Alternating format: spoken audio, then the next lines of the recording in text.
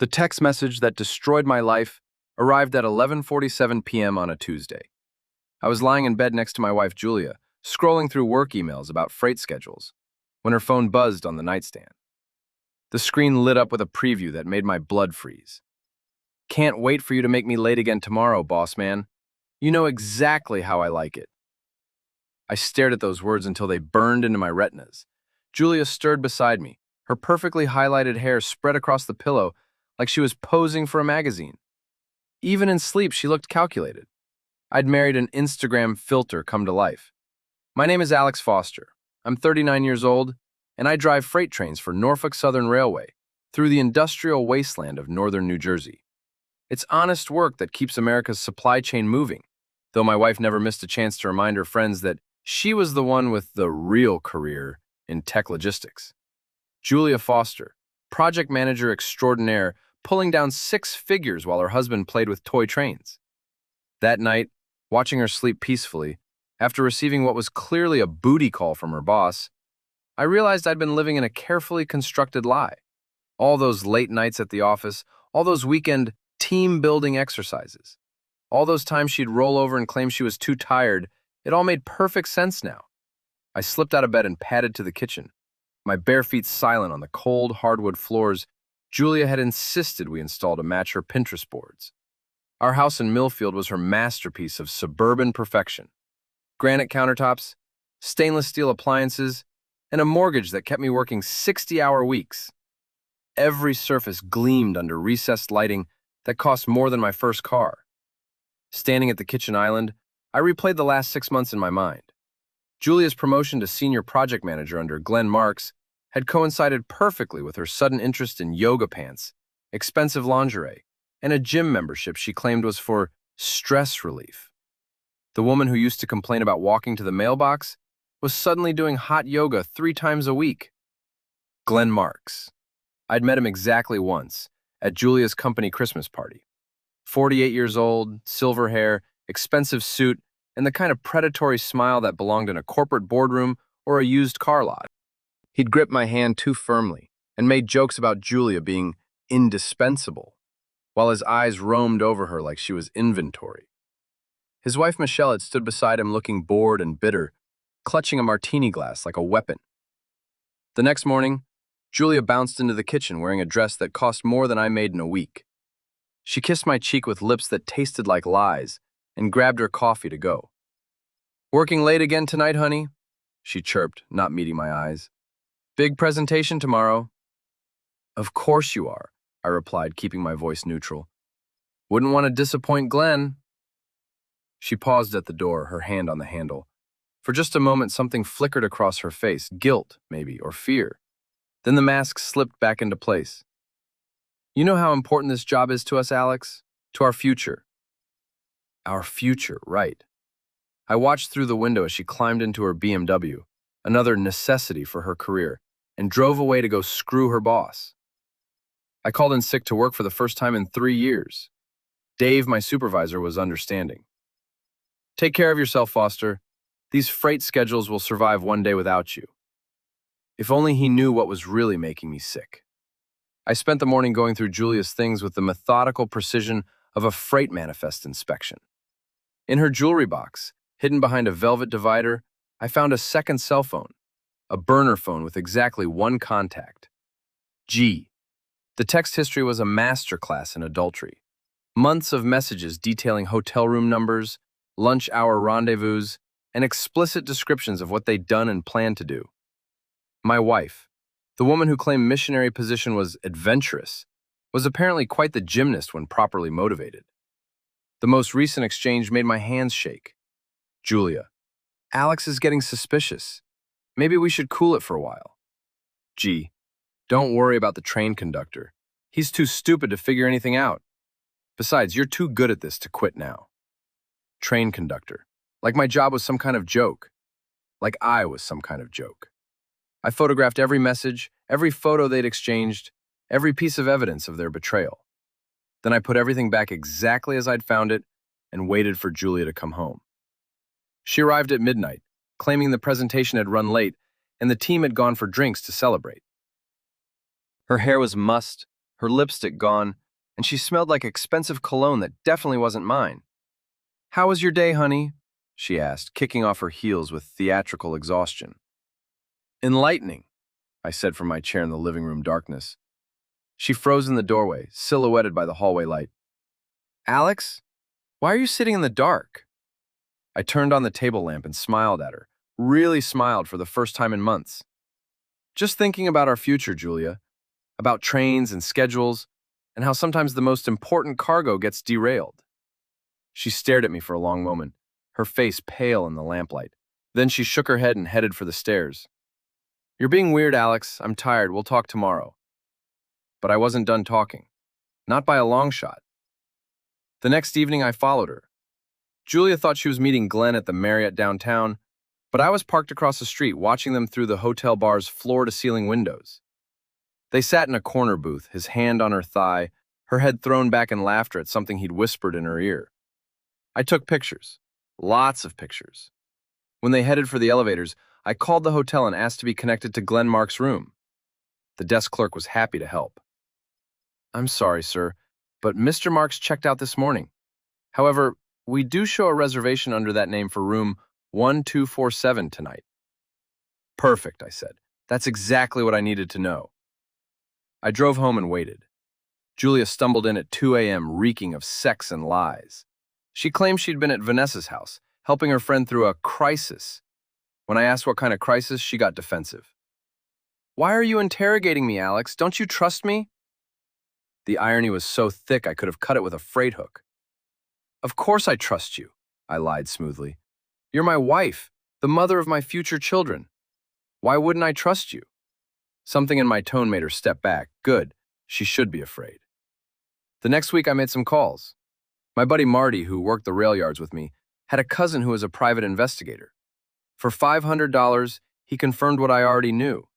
Julia Foster and Glenn Marks had been conducting an affair for 8 months. They had a regular Thursday afternoon arrangement at the Marriott, and Glenn had been bragging about it to his golf buddies at the country club. "Your wife's not the first employee he's banged," Marty's cousin told me over coffee at a diner near the yards. "Guy's got a reputation. His wife knows but stays for the money." Michelle Marks. I remembered her from the Christmas party, standing beside her cheating husband like a beautiful, bitter statue. Maybe it was time we had a conversation. I found her at the country club on a Wednesday afternoon, sitting alone at the bar nursing what looked like her third martini. She was stunning in that cold, untouchable way that money could buy. Perfect blonde highlights, designer workout clothes, and dead eyes that had seen too much. "You're Alex Foster," she said when I approached. It wasn't a question. "And you're Michelle Marks. Mind if I sit?" She gestured to the empty stool beside her.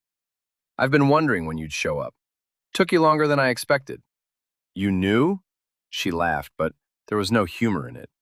"Honey, I've known about every one of Glenn's little office flings for the past 15 years. Your wife is just the latest model. Though I'll give her credit, she's lasted longer than most." The bartender approached and I ordered a whiskey. Neat. I had a feeling I was going to need it. "So what's the plan?" Michelle asked, swirling her olive around her glass. "Divorce? Custody battle? Alimony fight?" "I'm still working on that," I admitted. "Right now I'm just trying to figure out how to make them pay."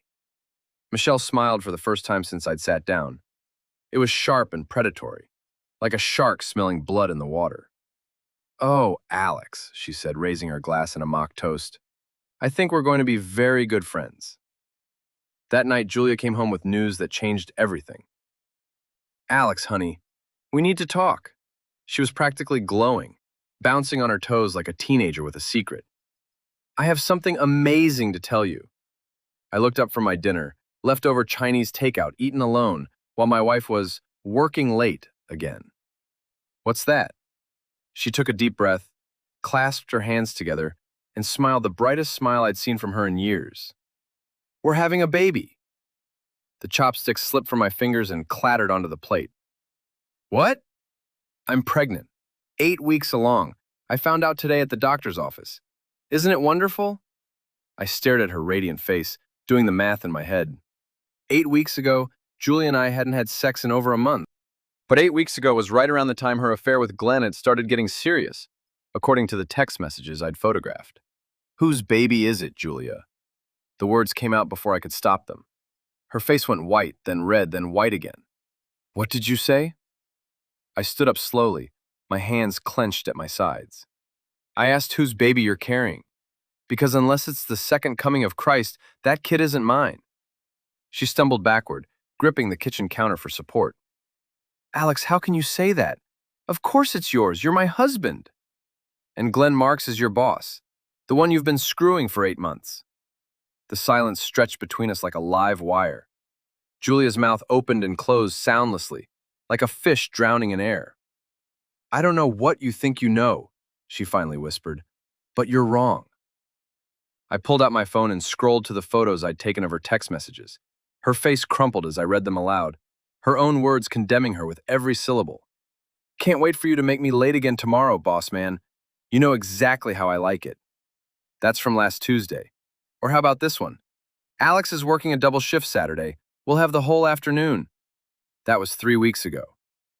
Julia sank into a kitchen chair, tears streaming down her face. But I wasn't done. My personal favorite is this one. "I love the way you take control, G. So different from my boring husband who just lies there like a dead fish." "Alex, please." "No."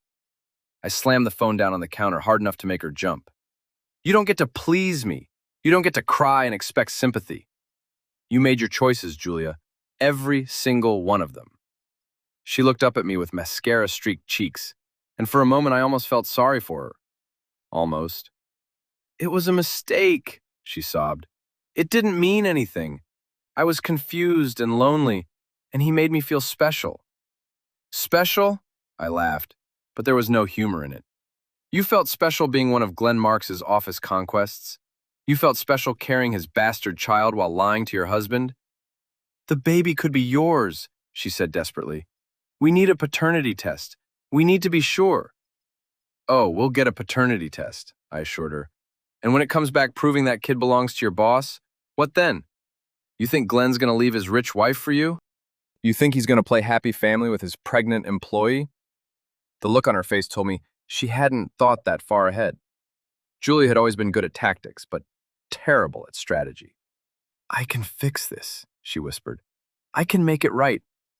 "No," I said, walking toward the stairs. "You can't, but I can." I left her crying in the kitchen and went upstairs to plan her destruction. The next morning, I called Michelle Marks.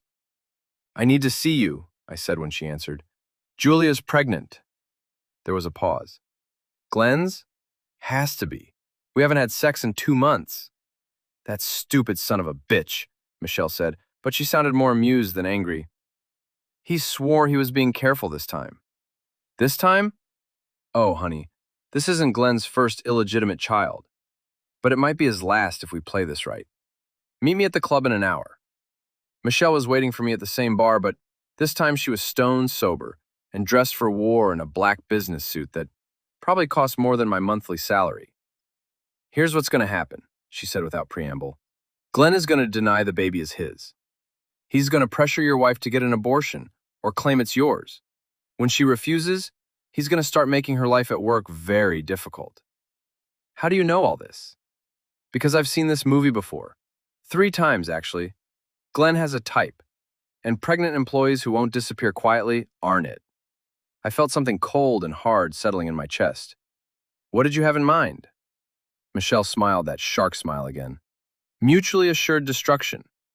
We're going to destroy both of them, Alex, completely and utterly, and we're going to enjoy every minute of it." She slid a manila folder across the table. Inside were financial documents, emails, and photographs that painted a picture of Glenn Marks as a serial predator who used his position to exploit female employees. "I've been collecting evidence for years," Michelle explained, "waiting for the right moment to use it. Your pregnant wife just gave me that moment." I flipped through the documents, my railroad engineer's mind cataloging each piece of evidence, like freight cars in a manifest. This is enough to destroy his career. His reputation, his country club membership, his golf buddies, his political connections. Everything that matters to Glenn Marks. And when we're done with him, we'll turn our attention to your dear wife. What do you want in return?" Michelle's smile turned predatory. I want to watch my cheating husband burn, and I want half of everything he's hidden from me over the years. Think you can help me with that? I closed the folder and extended my hand. Michelle, I think this is the beginning of a beautiful friendship. That evening, Julia tried to pretend everything was normal. She cooked dinner, actually cooked, not ordered takeout, and set the table with our good china. She'd even bought flowers and lit candles. I thought we could talk, she said as I sat down to a meal of overcooked chicken and undercooked vegetables.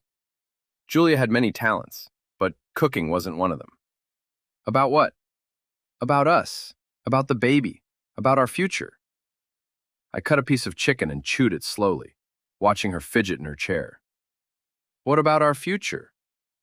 I know you're angry, and you have every right to be, but this baby changes everything. We can start over, Alex. We can be a real family. A real family, I repeated, built on lies and adultery and a child that isn't mine. You don't know that for certain. I set down my fork and looked at her across the candlelit table. Julia, we both know whose baby you're carrying. The question is what you're going to do about it. She reached across the table and grabbed my hand. Her fingers were cold and trembling. I'm going to raise this baby with my husband. I'm going to be the wife you deserve. I'm going to make this right. And Glenn? Glenn doesn't matter. He never mattered. It was just a stupid mistake that got out of hand. Does he know about the baby? She hesitated just long enough to confirm what I already suspected. I told him today. And what did he say? Another hesitation. He said it wasn't his problem. I almost felt sorry for her then. Almost. Glenn Marks had used her and discarded her like a broken piece of equipment, leaving her to clean up the mess alone. But sympathy was a luxury I couldn't afford. So your plan is to pass his baby off as mine and hope I'm stupid enough to go along with it? Alex, please. No. I pulled my hand away from hers. I'm done being stupid, Julia. I'm done being the joke you and Glenn laugh about. I'm done being the train conductor who's too dumb to figure out what's happening in his own house. She started crying again, but this time I didn't care. I had work to do. The next day, I put Michelle's plan into motion. Step 1 was simple. I forwarded copies of Julia's text messages to Glenn's corporate email, along with a note explaining that his pregnant mistress was planning to name him as the father. Step 2 was more complex. Michelle had given me access to Glenn's expense reports, which showed a pattern of charging personal expenses to the company. Hotel rooms, dinners, gifts, all justified as client entertainment, but actually used to seduce female employees. I packaged everything together and sent it anonymously to Glenn's company's human resources department, their legal counsel, and their board of directors. Then I sat back and waited for the fireworks to begin. They started the next morning. Julia came home at 10 a.m., her face red and blotchy from crying. They suspended me, she said, collapsing onto the couch. Pending investigation. Someone sent them evidence about Glenn and me, and now they're reviewing all of his direct reports for potential harassment. That's terrible, I said, not looking up from my newspaper. Who would do such a thing? I don't know, but they're treating me like I'm the victim and the perpetrator at the same time. They want to know if Glenn coerced me, if he promised me promotions, if he threatened my job. I don't know what to tell them. Try the truth, I suggested. It's refreshing. She shot me a look that could have melted steel. This isn't a joke, Alex. This is my career, our livelihood. Your career, I corrected. The one that was more important than our marriage? How's that working out for you? Before she could answer, her phone rang. She looked at the caller ID and her face went pale. It's Glenn, she whispered. Better answer it. Wouldn't want to keep the father of your baby waiting. She took the call in the kitchen, but I could hear every word through the thin walls of our perfect suburban home. What the hell did you do? Glenn's voice was loud enough to rattle the windows. Someone sent HR everything, the texts, the hotel receipts, photos of us together. My wife is talking to lawyers. The board wants my resignation, and my golf buddies won't return my calls. I didn't do anything, Julia protested. I've been just as careful as you. Well, somebody did something, and now we're both screwed. I told you this was a mistake. I told you to keep your mouth shut about the baby. Glenn, please, we can figure this out. There is no we, Julia. There never was. You are a fun distraction, nothing more. If you try to drag me down with you, I'll make sure you never work in this industry again." The line went dead. Julia stood in the kitchen doorway, staring at her phone like it had turned into a snake. "Trouble in paradise?" I asked. "He hung up on me," she said numbly. "He's abandoning me." "Shocking," I replied. "Who could have predicted that a married man who cheats on his wife would also lie to his mistress?" She looked at me with something approaching hatred. "You did this. Somehow, you did this." I folded my newspaper and smiled at her. "Julia, I drive freight trains for a living. What could I possibly know about corporate espionage?" But she was right, of course. I had done this. And I was just getting started. That afternoon, while Julia was upstairs crying into her pillow, I drove to Glenn's office building. Michelle was waiting in the parking garage, dressed in designer sunglasses and a trench coat like some kind of suburban spy. "Phase 1 is complete," she reported. "Glenn's been placed on administrative leave pending investigation. The company's lawyers are reviewing every female employee who's worked under him in the past 5 years." "What about his other assets?" "I've been busy." Michelle's smile was sharp enough to cut glass. "I hired a forensic accountant to trace all of Glenn's hidden accounts. Turns out my dear husband has been skimming from his expense account for years and hiding the money in offshore investments. The IRS is going to be very interested in his tax returns." "And Julia?" "Your wife is about to discover that sleeping with the boss has consequences beyond pregnancy. Her company is conducting a full review of every project she's worked on with Glenn. If they find any irregularities, and they will, because Glenn's been cutting corners for years, she'll be lucky to avoid criminal charges." I felt a moment of doubt. Criminal charges? Michelle's expression softened slightly. "Cold feet, Alex?" "Maybe. This is getting bigger than I expected." "Your wife made her choices," Michelle reminded me. "She chose to betray you, to lie to you, to carry another man's child and pass it off as yours. She chose to participate in Glenn's schemes, to benefit from his corruption, to build her career on a foundation of lies. These aren't consequences I'm imposing. They're consequences she earned." She was right. Julia had made her bed, and now she could lie in it, alone. "What's phase 2?" I asked. "Social destruction," Michelle replied. "Glenn's built his entire identity around being the successful executive, the country club member, the man other men envy. We're going to strip all of that away, piece by piece, until there's nothing left but a middle-aged man who threw away everything for a series of cheap affairs." "And Julia?" "Your wife values her reputation, her social media presence, her image as the successful career woman. We're going to show everyone who she really is." That evening, I came home to find Julia pacing the living room like a caged animal. She was still in her pajamas at 6 p.m., her hair unwashed, and her face puffy from crying. "We need to talk," she said as soon as I walked through the door. "I'm listening." "I think someone is sabotaging us. Glenn thinks it might be his wife, but I think it's someone else. Someone who knows both of us." "Interesting theory. Any suspects?" She stopped pacing and stared at me. "You." "Me?" I laughed. "Julia, I'm a train engineer. I move freight cars from point A to point B. What would I know about corporate sabotage?" "You know about computers. You're smarter than you pretend to be. And you have motive." I set down my work bag and walked to the kitchen to get a beer. "What motive would that be?" "Revenge," she said, following me. "You want to punish me for the affair." "Do I need to punish you?" I asked, opening the refrigerator. "Seems like you're doing a pretty good job of that yourself." "Alex, please.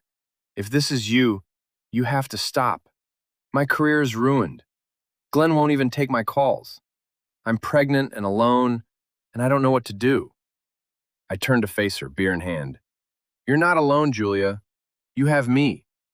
Hope flickered across her face. "You'll forgive me? You'll help me through this?" "Oh, I'll help you," I assured her. "I'll help you understand exactly what it feels like to be betrayed by someone you trust.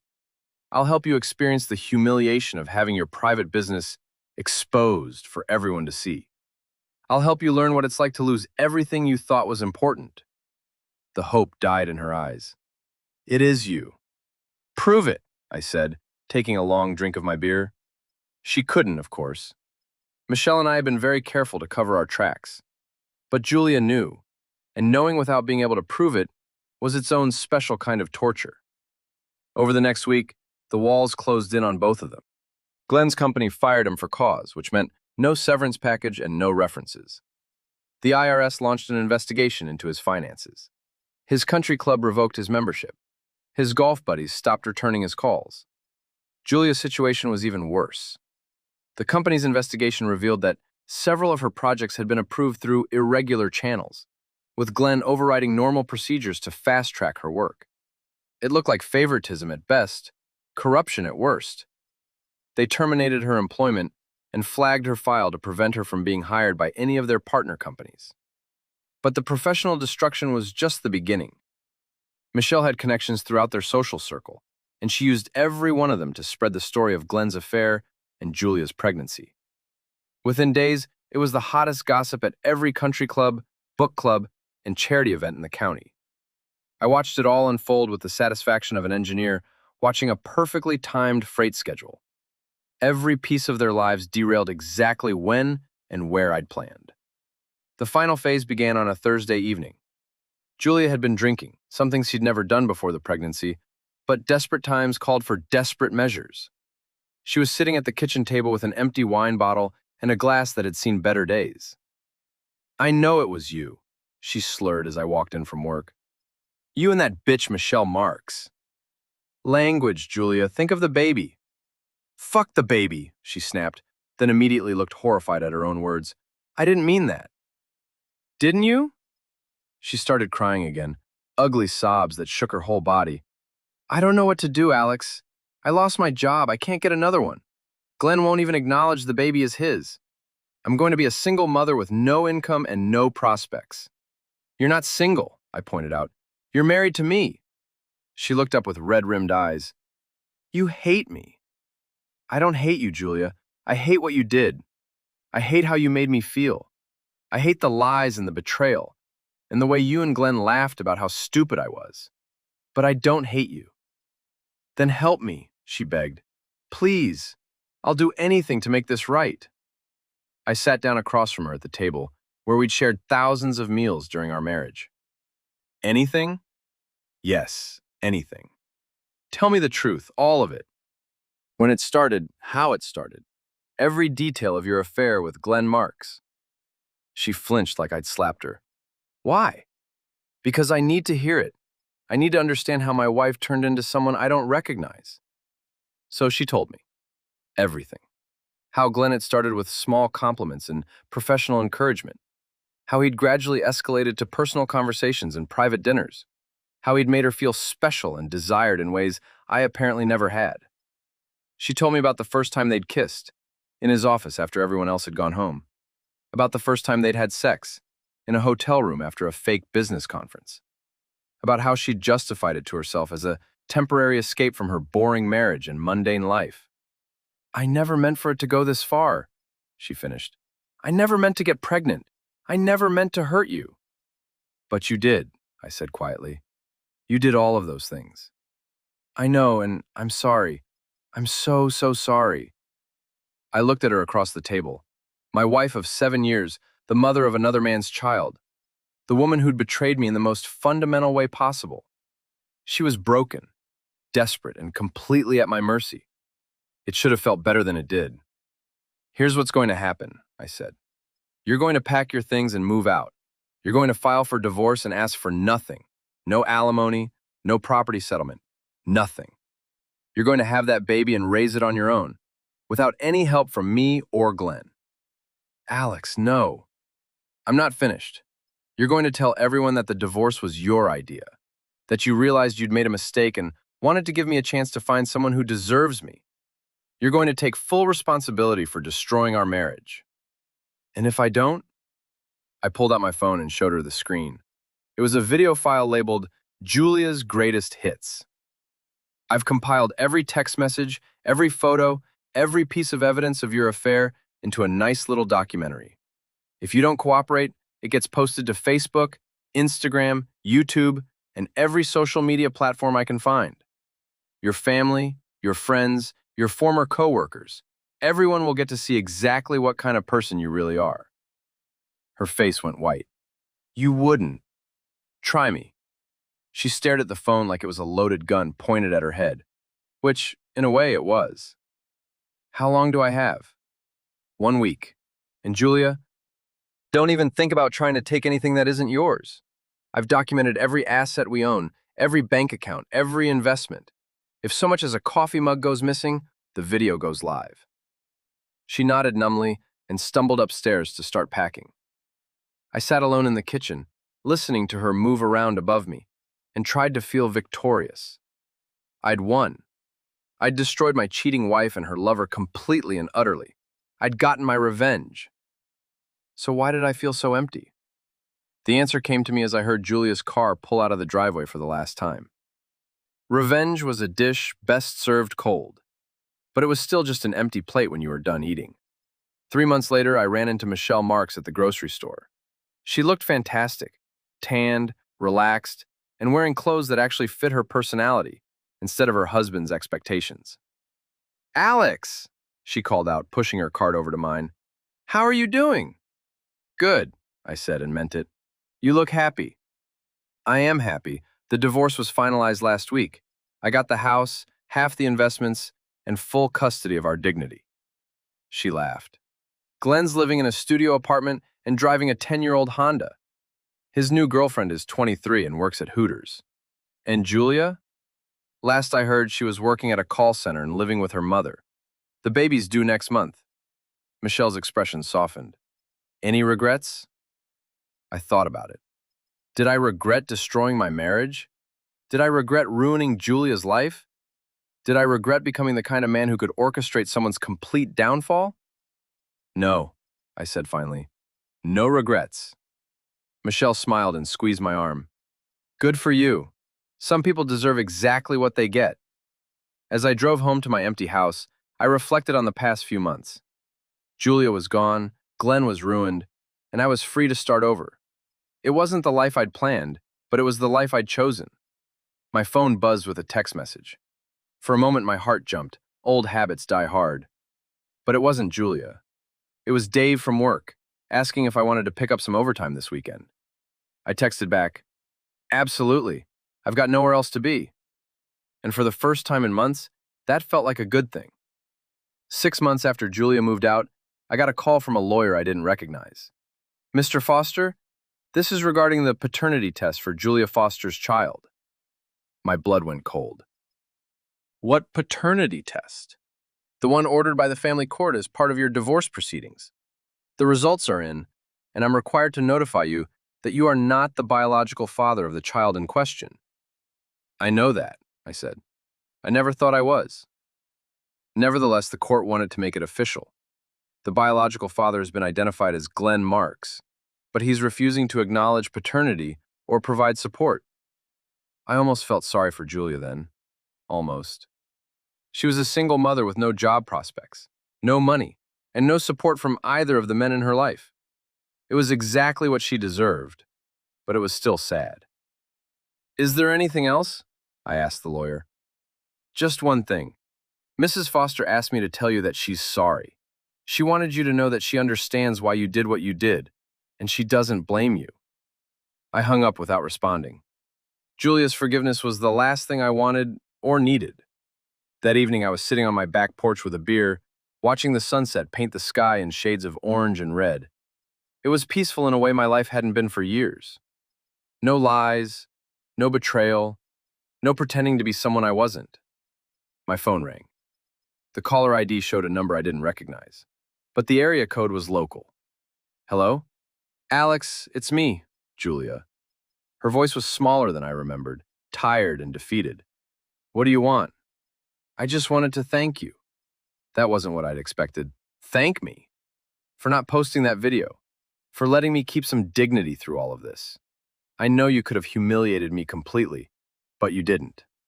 Don't thank me yet, I said. I still have it. I know, but you didn't use it, and that means something. There was a long pause. In the background, I could hear a baby crying. Is that my daughter, our daughter, Glenn's daughter? I named her Emma. Julia. I'm not calling to ask for anything, she said quickly. I just wanted you to know that I learned something from all this. I learned what it feels like to lose everything because of your own choices. I learned what it's like to be alone and scared and completely responsible for the mess you've made. Good, I said, though the word felt hollow. I also learned that you're a better man than I gave you credit for. A lesser man would have destroyed me completely. You could have, but you chose not to. Maybe I should have. Maybe, but you didn't, and that says something about who you really are. The baby's crying got louder, and Julia sighed. I have to go. Take care of yourself, Alex. You deserve to be happy. She hung up before I could respond. I sat on the porch until full dark, thinking about choices and consequences and the weight of revenge. Julia was right. I could have destroyed her completely, but I'd chosen not to, not out of mercy or forgiveness, but because total destruction would have made me into something I didn't want to be. Revenge, I'd learned, was a precision instrument. Too little and it didn't satisfy. Too much and it consumed you. I'd found the perfect balance. 2 years later, I was promoted to senior engineer and transferred to a better route. I bought a new house closer to work, started dating a teacher named Sarah who thought my job was interesting rather than embarrassing, and slowly built a life that belonged entirely to me. I never saw Julia again, though I occasionally heard updates through the small-town gossip network. She'd eventually found work as a bookkeeper for a small accounting firm. She and Emma lived in a modest apartment across town. Glenn had moved to Florida and married his Hooters girlfriend, leaving Julia to raise their daughter alone.